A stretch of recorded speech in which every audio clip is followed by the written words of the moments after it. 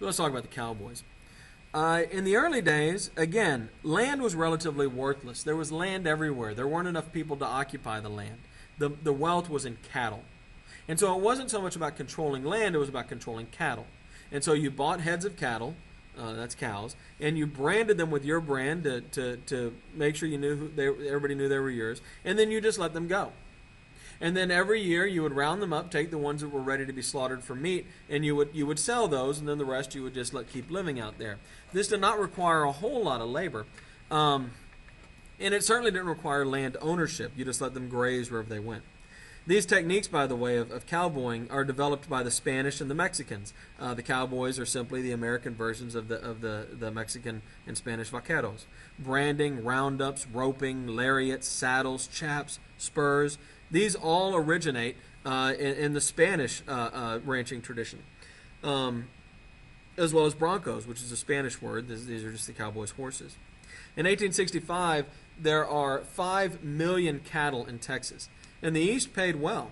If you could get your head of cattle onto somebody's plate in New York, you were going to make a bunch of money. The trick was getting it there. There was plenty of cattle, and there was a lot of buyers, and the price was very high for your cattle. But, of course, Texas is a long way from New York.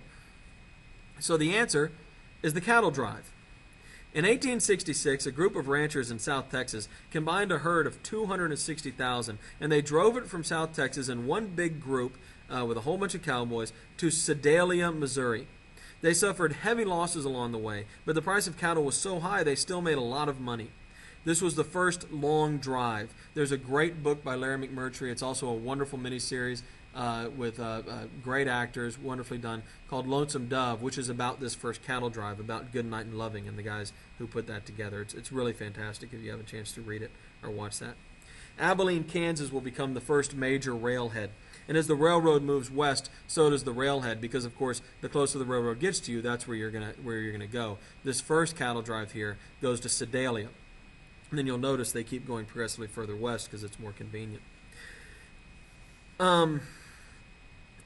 It was a little bit dangerous. The Native Americans could certainly be dangerous, and there were rustlers, people who stole your cattle, but mostly it was probably pretty boring and pretty lonely. Now the rail towns, the railheads, these towns where the cattle ended up, these places would be sleepy for a while, and then a herd of cattle would come in with a bunch of cowboys. The cowboys all get paid at the end of the drive when the cattle's delivered, and now you've got a bunch of 15 to maybe 25-year-old kids who've just got handed a bunch of gold, and they're a bunch of farm boys from the big city, and then things got out of hand. And that's really the Wild West of the cowboys. But this was infrequent and periodic, and very short term, unlike boomtowns, which were pretty much crazy the whole time they existed.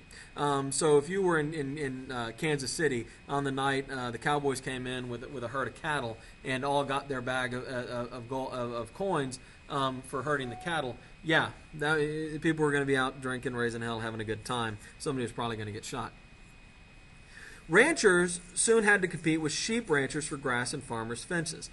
Sheep ranchers began to move into the area and graze their sheep, but sheep ranchers penned in the sheep, and so they began to build fences. Now, the fences were a problem for the long drive, because if I'm driving my cattle from South Texas up into Kansas, let's say, and there's fences every few miles, that's a huge issue for my cattle drive. I'm going to have to go around those fences. And so there are range wars between the sheep ranchers and the cattle ranchers. The profits draw all kinds of investment from all over the world, including a lot from Great Britain, who invest into both the cattle and the sheep business. And there are literal wars between who is going to control the area, the sheep herders or the ranchers. The whole thing goes corporate. One year, for example, in Montana, 20 different corporations opened up with $12 million in capital to control the herds in Montana. One example of this time of violence in the American West over land is in Lincoln County, New Mexico, the Lincoln County War. And this is a case where two rival groups are fighting over who's going to control the dry goods trade, or kind of the general store in the area, as well as the cattle grazing land. Now, one of these men, John Tunstall, will be shot down and killed by hired guns from the other side. He will have hired on an orphan, a kid named William Bonney, who will go on a killing spree of the other side. This is Billy the Kid. This is who Billy the Kid is. He runs around central, southeastern New Mexico, murdering people until he himself is shot and killed by a hired gun who's been turned into the sheriff named Pat Garrett. But that's who Billy the Kid is. That's an example of this fighting over land in the American West.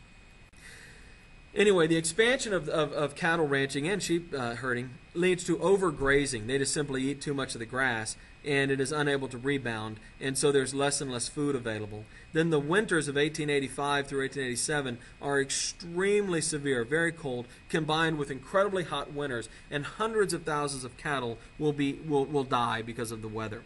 This will wipe out fortunes in cattle, destroy large corporations, and officially bring an end to the long drives. Eventually, the railroad will come to Texas, and there is no more need to drive the cattle up to the rail lines in Kansas. And so that's the end of that.